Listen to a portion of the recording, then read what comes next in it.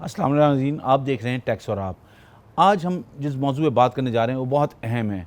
पाकिस्तान की माशी सूरत हाल इतनी ख़राब हो गई है कि आपको हर वक्त ये बात होती नज़र आ रही होती है कि ये कैसे चलेगी आगे।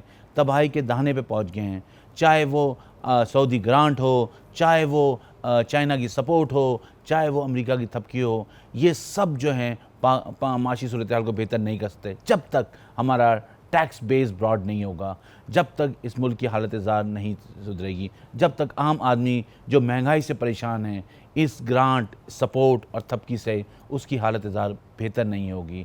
अब FBI को चाहिए कि फाइलर हो या नॉन फाइलर हो, उस सब पे जो है कानून का इतलाक़ किया जाए। लेकिन आपको आसान tax, come rate of tax और सब पे टैक्स वाहिद हल है जो इस माशी बहरान को, इस माशी सूरत हाल को बेहतर कर सकता है, बल्कि आने वाले वक्तों में इतना प्रोडक्टिव कर सकता है कि हमारे लोग जो हैं उससे फैज़याब हो सकें। लेकिन हुकूमत को ये बात समझ में नहीं आ रही, हुकूमत की प्रायोरिटीज़ नहीं है, उन लोगों को जो हालत ज़ार है वो नज़र नहीं आ रही। जो लोग इस वक्त बहुत वनरेबल हैं, महंगाई से परेशान हैं, वो हुकूमत को नज़र नहीं आ रहे, उनकी आवाज़ें नहीं आ रही। उनके अपने सियासी मसले हैं जिनको वो हल करने में लगे हुए हैं, उनको इस माशी सूरत हाल को बेहतर करने के लिए तवज्जो नहीं दे पा रहे। लेकिन अगर वो इसको तवज्जो दें तो टैक्स निज़ाम में सही इस्लाहात जो हैं वाहिद हल हैं इस पूरे निज़ाम को बेहतर करने के। हमें ज्वाइन किया है शाहिद हसन सिद्दीकी साहब ने, उनसे बात करेंगे। उनकी बड़ी गहरी नज़र है पाकिस्तान की इस वक्त की सूरत हाल पे। अस्सलाम वालेकुम सर। वालेकुम अस्सलाम। बहुत शुक्रिया आपका, आपने हमारे लिए वक्त निकाला सर। हम बात कर रहे हैं कि ये जो ख़बरें आ रही हैं, आपने भी सुना होगा कि सऊदी अरब ने इन्वेस्टमेंट ग्रांट कर दी, चाइना की सपोर्ट भी आ गई, अमेरिकन भी थपकी दे रहे हैं। तो आप क्या समझते हैं, आप इतने सालों से आप इस चीज़ को ऑब्जर्व कर रहे हैं, ये मसले तो हल नहीं होके दे रहे सर? बहुत शुक्रिया आपका। आपकी बात 100% दुरुस्त है। कितने भी कर्जे मिल जाएं, ग्रांट मिल जाए, आपको सो कॉल्ड इन्वेस्टमेंट आ जाए, कौमी असासे भेज दें, पाकिस्तान की बीमार मईशत जिससे कौमी सलामती को संगीन ख़तरात लाक हैं और जिससे पाकिस्तान के 22 करोड़ आवाम की ज़िंदगी अजीरन हो गई है, वो बेहतर हो ही नहीं सकती। जिसमें सबसे अहम तरीन है कि टैक्सों का मुनसिफाना निज़ाम वज़े किया जाए। इसके बगैर अगर कोई ये समझता है कि मईशत में पायदार बेहतरी आएगी तो वह अपने आप को और कौम को धोखा देता है। आपकी बात बिल्कुल 100% सही। तो मैं सर आप यार इनको बताएं, टैक्स के ब्रॉडनिंग और बेस इतना बड़ा, तो मुझे जो मैंने देखा है, ऑब्जर्व करता हूं, इतना बड़ा तो मसला नहीं नजर आता जो ये इस पे करने को तैयार नहीं है। क्यों ये इस पे आगे बढ़ने को तैयार नहीं है? आपको क्या वजह नजर आती है सर? पहले आप इजाज़त दें, मैं एक जुमला ये कह दूं कि गुज़िश्ता 25 से ज़ायद बरसों से मुख्तलिफ हुकूमतें टैक्स और GDP का तनासुब बढ़ाने, टैक्स दहिंदगान का दायरा वसी करने, टैक्सों का मुनसिफाना निज़ाम वज़े करने, टैक्स की चोरी रोकने और टैक्स मशीनरी की इस्लाह करने के अज़ाइम का इजहार करके इसमें कामयाबियों के दावे करती रही हैं। हालांकि हकीकत यही है कि टैक्स GDP का तनासुब भी गिरा है, निज़ाम गैर मुनसिफाना हो गया है और टैक्स मशीनरी बदस्तूर करप्ट और नाअहल है। लेकिन कुछ न कुछ इजाफा ज़रूर हुआ है वो टैक्स फाइलर्स की तादाद में, लेकिन ये जगलरी है। इसको भी फ़ायदा, ये इजाफा जो हुआ है टैक्स चोरों को फ़ायदा पहुंचाकर और जिन लोगों को टैक्स नहीं देना चाहिए उनको मजबूर करके उनसे गोशवारे लेके किया गया है। इससे मज़ीद और ज़्यादा नुकसान हुआ है टैक्सों की वसूली को भी और टैक्सों के निज़ाम को भी। अब मैं आपसे अर्ज़ कर दूँ, आप मुख्तलिफ प्रोग्रामों में रिसर्च करके ये कहते रहे हैं कि पाकिस्तान में टैक्स जो गोशवारे दाखिल कर रहे हैं उनकी तादाद 2.5 करोड़ होनी चाहिए। ये बात 100% दुरुस्त है, इसको साबित किया जा सकता है। लेकिन जो फाइलर्स की आपने अभी बात की, तो मैं अर्ज़ कर दूं कि 38,60,000 गोशवारे दाखिल किए गए हैं। लेकिन इसमें से कई लाख ऐसे हैं जो सो कॉल्ड नॉन फाइलर का प्रोग्राम लाए, जो कि गैर आइनी, गैर मुनसिफाना है और विद होल्डिंग टैक्स के निज़ाम को तोसी करके। पहले आप ये इजाज़त दे दें कि मैं ये अर्ज़ करूँ कि एक तो होता है फाइलर जो टैक्स फाइल करता है, दूसरा वो जिसको टैक्स फाइल करने की ज़रूरत नहीं, तीसरा वो जो चोर है। ये नॉन फाइलर क्या मतलब है? नॉन फाइलर का मतलब ये है कि जो ये टैक्स सर्टिफाइड चोर है सर। जनाब, मैं कह रहा ये हूं कि तो ये ऑथराइज चोर है, गवर्नमेंट ऑथराइज कर रही है तुम चोरी करो। एक तो ये आपने बड़ा खूबसूरत बात की कि ऑथराइज कर रहे हैं, दूसरा ये कि जिनको कानून के मुताबिक टैक्स देना ही नहीं है, हम्म, उनसे आप ऊंची शरह से टैक्स नाफिज करके उनको मजबूर कर रहे हैं कि वो टैक्स गोशारे दाखिल करके उस जुल्म से बचें, ताकि तादाद का इजाफा हो जाए। और एक तरफ चोरों को फायदा पहुंचाया, दूसरी तरफ ये क्रेडिट लिया कि हमारे फाइलर्स की तादाद बढ़ गई। ये दो चीजें हैं।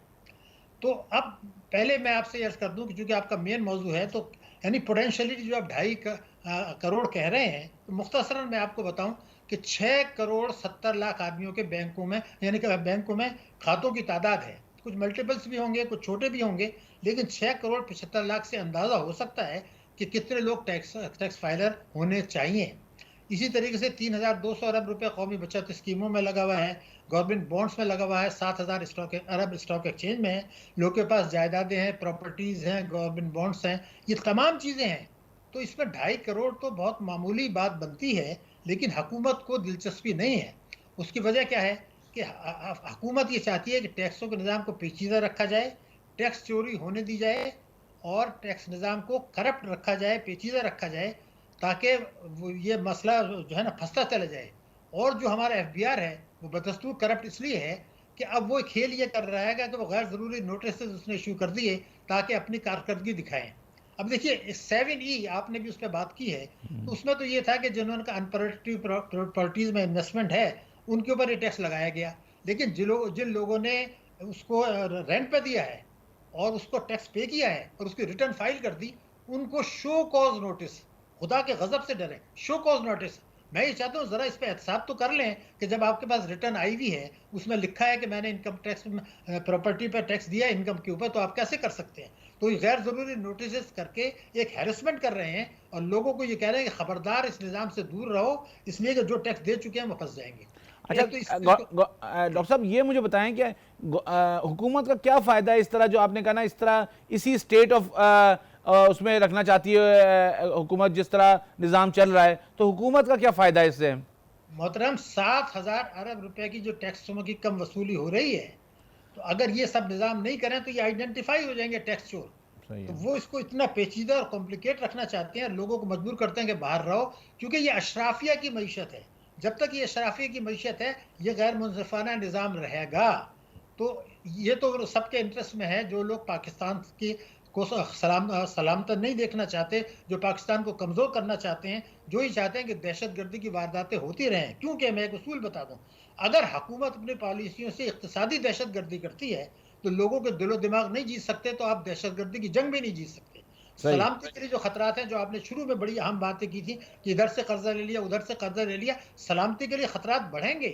अभी आप देखें कि यूएई ने $30 अरब का इन्वेस्टमेंट साउथ कोरिया में करने का अनाउंस किया है। हमें डिपॉजिट देने के लिए कितनी शराइत करनी पड़ती हैं। तो मेरा ख्याल ये था कि अगर हम इस पर बात कर लें कि हुकूमत को तो दिलचस्पी नहीं है, अब आपका जो प्रोग्राम होता है उसका मकसद होता है कि आवाम को एजुकेट कर रहे हैं, ताकि आवाम जो है वो दबाव डालें। तो मेरे जहन में एक चीज़ इस वक्त ये आ रही है जी कि बिल्कुल।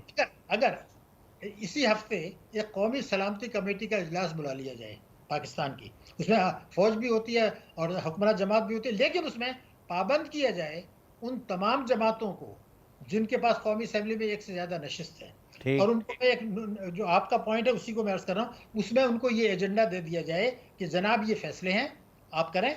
वो जो 3 बड़ी पार्टियां का जो मंशूर है, उसमें ये चीज़ें शामिल हैं जिसका आप नुक्ता कर रहे हैं। हर किस्म की आमदनी पर टैक्स दरमियान का दायरा वसी करना, ये सब उनके मंशूर में है।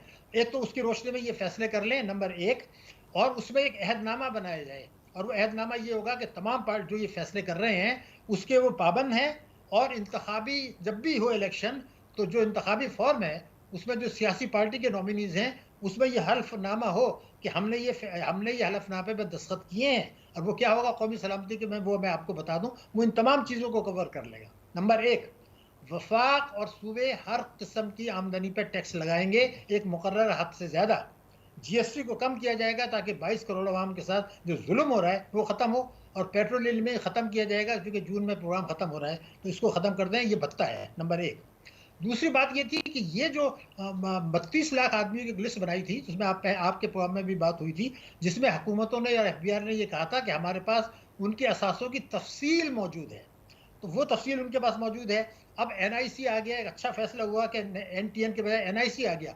अब आपके पास पूरी तफसीलात हैं कि बैंकों के से कितना मुनाफा जब बैंकों से लेते हैं उस पर आपने विदहोल्डिंग टैक्स लगा दिया, तो आपके पास तो तफसील आ गई कि अगर इतना मुनाफा लिया तो डिपॉजिट कितना होगा।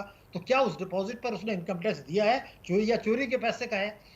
बैंक को 3,260 अरब रुपए के नेशनल कौमी बचत स्कीमें में ये दस्तावेजी भी होगी, वसूली भी बढ़ेगी और टैक्स देनदार का दायरा ऑटोमेटिकली वसूल होगा, वरना कोई पार्टी नहीं करेगी। मैं आपको यकीन दिला रहा हूँ, वाहिद सही। तरीका यही है कि उनको ये तफसीलात मैं बता रहा हूँ। बैंक डिपॉजिट्स हो गए, कौमी बचत स्कीमें हो गई, 32 लाख के अकाउंट्स हो गए, जो प्रॉफिट आपको मिला है सेल्स टैक्स पे जो आप सेल्स टैक्स में जो लेते हैं वो आप ले लीजिए, विदहोल्डिंग टैक्स पे ले लीजिए, क्लब्स के होटलों के बिल्स ले लीजिए, स्कूलों की फीस ले लीजिए। इस तरीके से 2.5 करोड़ से ज्यादा टैक्स देनगान सामने आएंगे जिनको के रिटर्न फाइल करनी है। अच्छा और डॉक्टर साहब, ये डोनर एजेंसी के कहने पे लगाते रहें फिर विड्रॉ करते रहें, लगाते रहें इन सब की चीज़ें फिर विड्रॉ करते रहें, तो इनकी अपनी विल तो है नहीं किसी की भी। आप सही कह रहे हैं, लेकिन फुल प्रूफ कभी भी नहीं बनाया गया। कभी भी आज तक पाकिस्तान में ये नहीं हुआ कि हर किस्म की, जैसे आपका जो नारा होता है ना, हर किस्म के आमदनी में टैक्स क्यों नहीं, ये सिर्फ मंशूर में है, कभी पाकिस्तान में नहीं लगाया गया। कौम को ये बताना है कि जब तक ये नहीं लगेगा, जब तक जीएसटी कम नहीं होगी, पेट्रोलियम लेवी कम नहीं होगी, दहशतगर्दी कम नहीं होगी, सलामती के लिए खतरात ठीक नहीं होंगे। अगर गैर मुल्की कर्जों और इमदाद से मुल्क ठीक हो जाया करते तो फिर तो बहुत कुछ हो सकता था। ये हम सिर्फ मोहलत हासिल करके अपने आप को, अपने जौहरी प्रोग्राम को, अपने मिसाइल प्रोग्राम को, अपने स्ट्रेटेजिक लोकेशन को, पाकिस्तान के सीपैक को, अपने इस्लामी तकश्शुफ को, सबको नुकसान पहुंचा रहे हैं। अशराफिया को नवाजने के लिए, अशराफिया की मईशत है, उसके लिए कोई तैयार नहीं है। अब जब तक ये फैसला नहीं होगा कि कौमी सलामती कमेटी में ये ऐहदनामा आए जो इनके अपने मंशूरों की रोशनी में है, तीन बड़ी पार्टियों की, और इलेक्शन फॉर्म में ये क्लॉज डाली जाए कि हमने ये फैसले किए हैं और अगर हम इसके पाबंद हैं और अगर हम ये नहीं करते तो हमारा इलेक्शन जो है वो खत्म हो जाएगा, मैंडेट खत्म हो जाएगी, वोट की इज्जत खत्म हो जाएगी।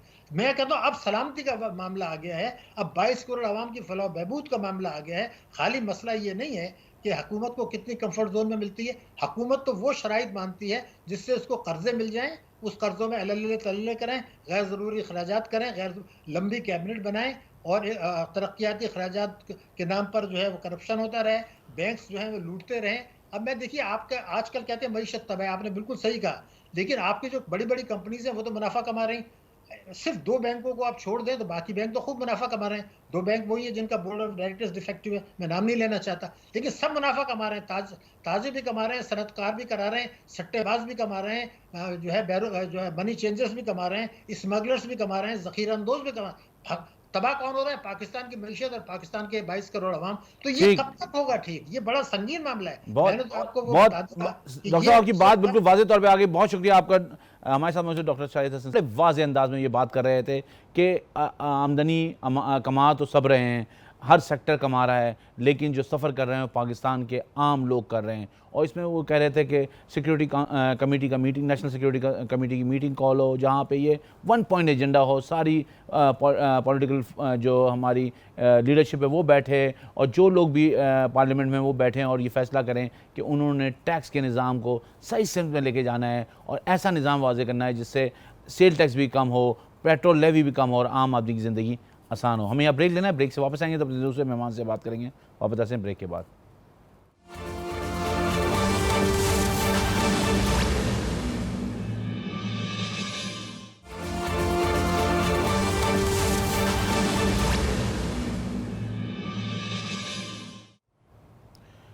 हमारे पिछले मेहमान बात कर रहे थे कि ब्रॉडनिंग ऑफ टैक्स के अलावा पाकिस्तान की मईशत को संभालने का कोई और तरीका नहीं है और यही वो वाहिद हल है जिसके ज़रिए जो है पाकिस्तान की मईशत, आम आदमी की हालत ज़ार जो है बेहतर की जा सकती है। हमें ज्वाइन किया है शुमाइल दाऊद साहब ने बीपर पे और वो साबका सदर हैं रावलपिंडी चैम्बर ऑफ कॉमर्स से। हमसे बात करते हैं। अस्सलाम वालेकुम। सलाम। शुमाइल साहब को मेरी आवाज़ आ रही है? जी बिल्कुल। शुमाइल साहब, आज हम बात कर रहे हैं कि जो इकॉनमी की हालात पिछले 6 महीने से चल रहे हैं, उसके बाद मुसलसल जो है ये डिक्लाइनिंग मोड में चल रही है और इस पर कोई संभाला नहीं हो पा रहा। ऑल्दो के सऊदी अरब ने भी ग्रांट का, इन्वेस्टमेंट का वादा किया और फ़ैसला किया, चाइना भी आपको सपोर्ट के लिए आ रहा है, लेकिन फिर भी जो सस्टेनेबिलिटी नज़र नहीं आ रही। तो क्या ये जो हमारा आज मौजू है वो ये है कि ब्रॉडनिंग ऑफ टैक्स जो है ना, जब तक नहीं होगा ये इकॉनमी अपने असल पोटेंशियल पे नहीं आएगी। आपका इस बारे में क्या ख्याल है? जी बहुत शुक्रिया। बिस्मिल्लाहिर्रहमानिर्रहीम। देखिए, बात यह है कि ब्रॉडनिंग ऑफ टैक्स इस वजह से अहम है कि दो हमारे मसाइल हैं या ट्विन डेफिसिट्स हैं। एक तो हमारा पहले भी ट्रेड डेफिसिट कहा, लेकिन ट्रेड डेफिसिट गुज़िश्ता सालों में बढ़ता जा रहा है और बढ़ता भी एक कंसिस्टेंटली बढ़ता गया है। और फिस्कल जो हमारा डेफिसिट है ये पहले से भी था और ये कंसिस्टेंटली ये भी बढ़ता जा रहा है। अखराजात हमारे ना कम किए हमने और हमने गैर जरूरी अखराजात कम नहीं किए। तो इसको सस्टेनेबल बनाने का मतलब ये है कि हम इस डिपेंडेंट हैं सलाह को पूरा करने के लिए, और वो हम चाहे मुल्क के अंदर से चाहे हम डेट लें या बाहर से लें। अब हम वो जिसे कहते हैं इस वक्त जो दुनिया की इकोनॉमी है, अगर हम एक्सटर्नली देखें वो मसाइल भी हैं कि हमें डेट देने के लिए तैयार नहीं है बहुत से ममालिक, और फिर बहुत से ममालिक ये देख रहे हैं कि हमारी परफॉर्मेंस क्या रही है। हम कंसिस्टेंटली IMF प्रोग्राम का हिस्सा रहे हैं, हमने फिस्कल डिसिप्लिन का मुजाहिरा नहीं किया, हमने अपनी सब्सिडीज को रिमूव नहीं किया, हमने अपने लॉसेस को कट नहीं किया। तो लोग ये देखते हैं कि जी मजीद इनको पैसे देने का मकसद ये है कि ये तो अपनी ये जो यानी इसमें गारंटीज या लॉन्ग टर्म जो इसके फवाइद हैं वो ये नहीं लेने में कामयाब हो रहे। तो इस वजह से आई थिंक एक ये चैलेंज का है, और इन हालात में सस्टेनेबल बनाने के लिए जो काम जो होमवर्क हमारे रियासत ने इतने सालों में नहीं किया, हम उस नहज पर आ गए हैं कि हमारे पास और कोई ऑप्शन नहीं है मासिवा इसके कि हम अपने घर को दुरुस्त करें। और इसके अंदर डेफिनेटली हमें टैक्स की कलेक्शन, टैक्स की रेवेन्यू की का जो सिलसिला है। शुमाइल साहब, ये सेल्फ रिलायंट होने पे क्या चीज़ हमें रोक रही है? मतलब हम 75 सालों से, आपने भी काफ़ी दफ़ा बात की है, हमने भी काफ़ी दफ़ा बात कर रहे हैं, हर जगह ये बात हो रही है, ये क्या चीज़ हमें रोक रही है कि हम सेल्फ रिलायंट होना नहीं चाहते या हो नहीं पा रहे हैं? मैं तो इस नतीजे में पहुंचा हूं कि हम खुद चाहते नहीं हैं। और आई थिंक आप देखें कि आपके और जो साहबान हैं, सीनियर्स हैं, मुख्तलिफ वो बात भी करते हैं जो थोड़ी क्रिस्प या खुले तरीके से बात करते हैं। आई थिंक जो देयर इज एन इनर्शिया यही है कि जो पॉलिटिशियंस हैं, जो पॉलिटिकल गवर्नमेंट्स हैं, वो मुश्किल फैसले नहीं लेती और वो पॉलिटिकल कैपिटल को बचाने की कोशिश करती हैं।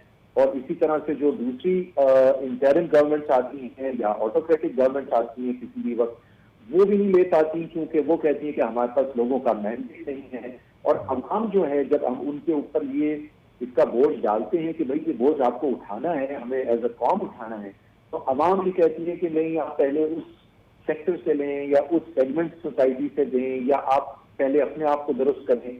तो ये एग और चिकन का जो एक खेल है कि जी पहले आप करें और पहले आप करें या पहले उसको ब्लेम कर रहे हैं किससे, ये अब हमें मिल बैठ के कौमी लेवल पे, कौमी सतह पे बड़ा सीरियसली सोचने की जरूरत है कि ये जो मॉडल है ये चल नहीं सकता और ये किसी भी वक्त जो है ये धड़ाम से नीचे आ सकता है। और इसको इससे पहले कि ऐसी सूरत पेश आए, हमें बहुत सीरियसली मेच्योर मुल्क की तरह या शुमाइल साहब, हम कहीं का भी बजट बनाएं, कहीं की भी हम सूरत देखें फाइनेंशियल, तो वहाँ पे ये होता है कि आपकी इनकम के साथ आपके एक्सपेंसेस का नेक्सेस होता है।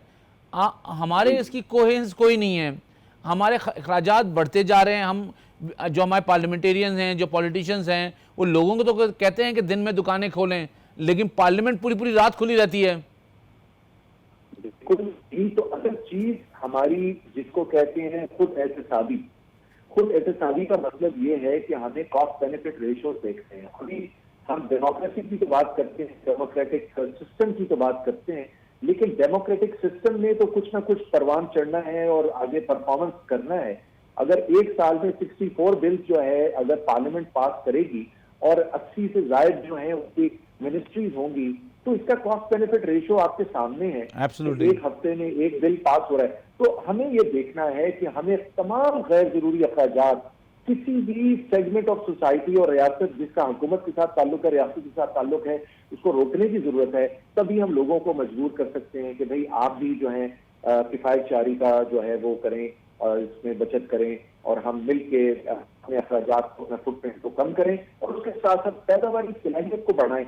तो हम बाहर से पहले अगर हमें अगले 6 महीने के लिए हमारे फ्रेंडली कंट्रीज दे देते हैं, IMF दे देता है, हम अगर उसको एक तरफ से आए और दूसरी तरफ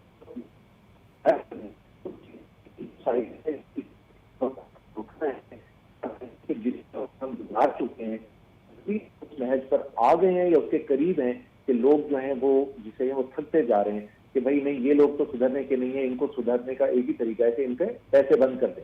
तो हमें इससे पहले कि हमारे पैसे बंद हो जाएं, मुल्क को, कौम को, लोगों को समझना चाहिए कि हमें मिल बैठ के इंगेज करें और सीरियसली बैठ के हम अपने रेवेन्यूज हैं उनको बढ़ाएं। ठीक, टू बी स्पेसिफिक शुमाइल साहब, अगर ये मुझे बताएं कि ये जो अगर हम इस वक्त कोई मेजर्स लेना चाहते हैं ब्रॉडनिंग ऑफ टैक्स बेस के लिए, डॉक्यूमेंटेशन के लिए, तो आप ख्याल में आज के दौर में इस 2023 में क्या मेजर्स ऐसे लेने चाहिए जो इमीडिएट जो है हुकूमत को, इकोनॉमी को जो है वो सपोर्ट मिल सके? देखिए, हुकूमत को, एफबीआर को इतनी मशीनरी, इतने ढेर सारे लोग हैं, आई थिंक कि उनको तमाम तरीके मौजूद हैं। मुझे प्राइवेट सेक्टर को या किसी और को बताने की जरूरत नहीं है। हाँ, मेरे हिसाब से कुछ के जरिए अहाता करना चाहिए सेक्टर्स का। हम ये नहीं करना चाहिए कि हम इस तरह से टैक्स लगाएं कि वो सेक्टर जो है वो कंप्लीटली खत्म हो जाए या वो नापैद हो जाए। हमें इस तरह से उसको इनहेंस करना चाहिए कि वो चलता भी रहे, उसका काम भी आसान हो खास तौर पे, और हमें रेट को कम करना चाहिए, हमें बेस को बढ़ाना चाहिए। ये हम कहते तो रहते हैं, ये ऐसा नहीं है कि ये नामुमकिन है, लेकिन इसको कभी ना कभी तो इसका आगाज करना पड़ेगा। अगर हम हमेशा से यही सोचते रहेंगे कि नहीं, पहले सब लोग पैसे दें तो फिर हम इसको कम करेंगे, तो कभी भी इस पहल को अगर दूसरी तरफ से नहीं करें तो हुकूमत को ये पहल करनी चाहिए, क्योंकि वैसे भी तो पैसे इकट्ठे नहीं हो रहे।